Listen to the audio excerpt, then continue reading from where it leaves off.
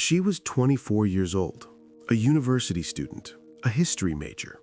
She had never fired a weapon in anger in her life. And the German army was about to send 36 of their best snipers, one by one, to kill her. Every single one of them failed. This is not a story about luck.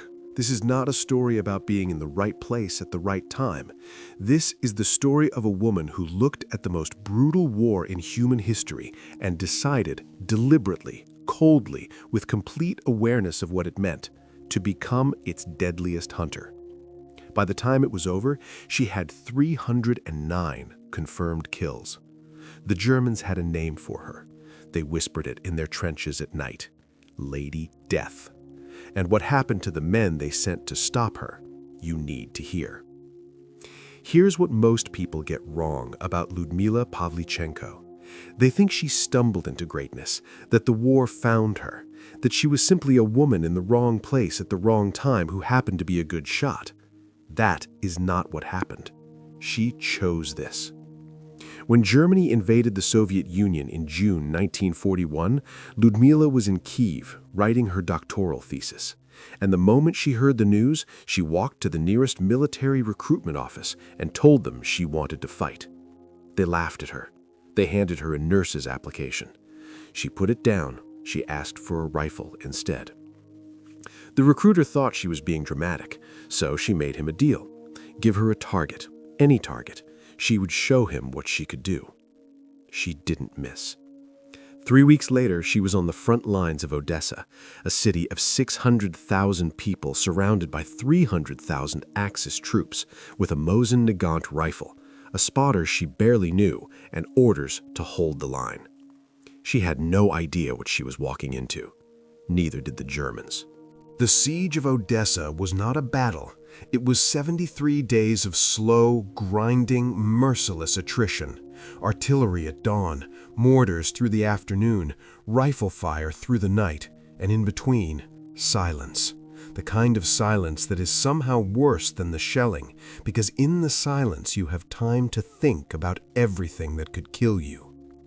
Pavlichenko worked in that silence. She would crawl out before first light, find her position, sometimes a ruined building, sometimes a ditch, sometimes nothing but a shallow depression in the earth, and wait, perfectly still, for hours, until a target appeared. And then she fired. 10 kills, 20, 50. The numbers kept rising, and word started spreading through the Soviet lines. There was a woman out there, in the rubble, in the fields, and she did not miss.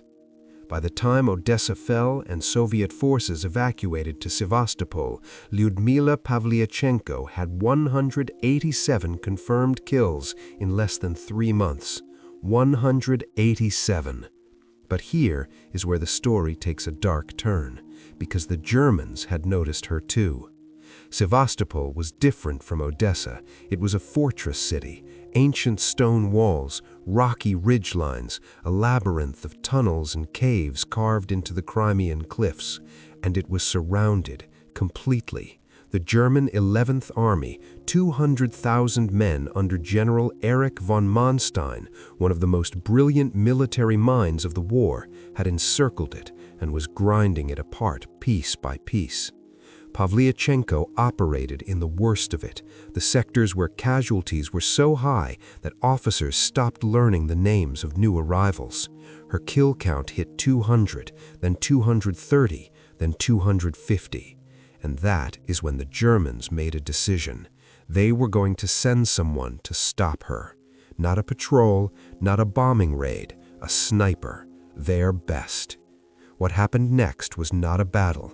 It was a chess match, fought in absolute silence across 400 yards of broken ground, where the first person to make a single mistake would die. She won. Then they sent another one. She won again, then another, and another, and another. 36 times the German army sent one of their finest marksmen into the field with one mission: find Lady Death and end her. 36 times they did not come back. Think about what that means. These were not ordinary soldiers. These were graduates of elite German sniper schools, men who had trained for years, men who had killed before, men who knew every trick in the book: camouflage, patience, deception, bait shots, decoys. She read every single one of them, and every single one of them is still out there somewhere in the soil of Crimea because of the woman they underestimated. By June 1942, Lyudmila Pavlichenko had 309 confirmed kills and a wound that was slowly getting worse. But that was the least of her problems. Von Manstein had decided it was time to end the siege. Not with infantry assaults, not with another slow, grinding advance. He brought up the Schwerer Gustav. If you don't know what that is, imagine a gun so large it requires its own railway track to move, a barrel the size of a small building, shells that weigh 7 tons each, a weapon so absurdly, grotesquely powerful that each round could penetrate 30 feet of concrete before detonating. When it fired, soldiers 3 miles away were knocked off their feet by the concussion. And now, 36,000 German frontline troops were advancing behind it. The Soviet garrison was out of ammunition. Men were fighting with captured German weapons. The Luftwaffe had cut off every supply ship. There was no relief coming, no reinforcements, no way out. The city was dying. And somewhere in the middle of all of it, Lyudmila Pavlichenko was lying in a field hospital with shrapnel in her body, listening to the walls shake around her. 309 kills. And it might all end here, in the rubble of a city that the rest of the world had already forgotten. For a moment, just a moment, it looked like Lady Death was finally out of time. What happened next, almost nobody knows. The Soviet High Command made a decision, quietly, without announcement. They were not going to let her die in Sevastopol, not because they were sentimental, not because they particularly cared about one soldier out of millions, but because they had realized something important. Lyudmila Pavlichenko, with 309 kills and a story that the entire Eastern Front was already whispering about, was worth more alive than any single battle could ever give them. She was evacuated by submarine in the dark while the city burned behind her.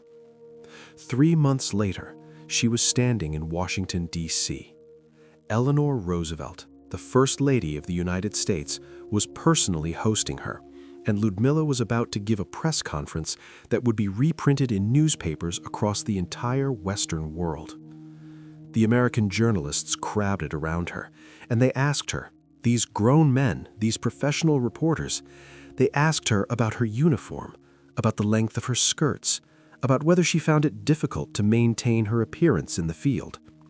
She looked at them, and then she said something that silenced the entire room. She told them she had already destroyed enough enemy soldiers to fill a small town. She told them she had been fighting while they were taking notes. And then she asked them, calmly, without raising her voice, why, instead of asking about her clothes, no one in America seemed to be asking why their soldiers were not yet dying alongside hers in Europe. The room went completely silent. Then it erupted. That quote went everywhere. Woody Guthrie wrote a song about her. Crowds of 100,000 people gathered in Chicago just to see her. She had walked into America as a curiosity, and she walked out as a legend. But she was already thinking about going back. She never returned to combat. Her wounds were too severe. The doctors were too insistent. And the Soviet command, having seen what she could do with a microphone in front of a crowd of 100,000 Americans, decided she was more valuable training the next generation. She spent the rest of the war teaching, passing on everything she had learned in the ruins of Odessa and on the ridgelines of Sevastopol. Patience, stillness, breath control, the ability to lie completely motionless for 6 hours in the cold mud and then fire one shot with the precision of a surgeon. Hundreds of Soviet snipers learned from her, and those snipers went back to the front. In October 1943, she was awarded the Gold Star of the Hero of the Soviet Union, the highest honor the country could give, one of only 89 women to ever receive it. She lived until 1974. She finished her doctorate. She wrote, she spoke, she remembered. And here is the thing that stays with me about this story. The German army, the most powerful military machine in Europe, sent 36 of their best snipers to eliminate one woman. 36 trained, experienced, motivated elite marksmen, each one given a single mission, each one given every resource and advantage they needed. Not one of them came back. She did. 309 confirmed kills, 36 counter-snipers defeated, 2 cities defended, 1 woman. History has a habit of forgetting the people who held the line while everyone else was retreating. Lyudmila Pavlichenko is not one of those people, but she deserves to be told in full, at full volume, to everyone who will listen. Because the Germans called her Lady Death, but the truth is simpler than that. She was just a history student from Kyiv who refused to become a nurse, and the entire Wehrmacht could not make her stop. This was just one of countless untold stories from the Second World War. Subscribe to our YouTube channel, America and World War II Stories, as we continue to bring these forgotten chapters of history back to life.